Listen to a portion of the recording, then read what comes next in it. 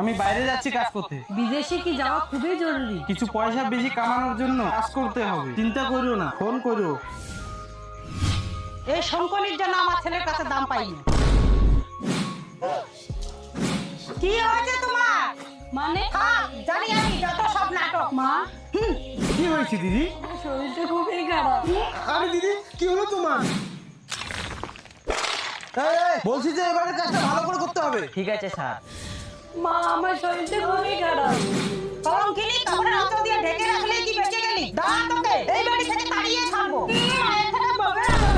হে ভগবান, তুমি আমাকে এত কষ্ট দিচ্ছ কেন? হ্যালো, তুমি বিদেশে থাকো, তোমাকে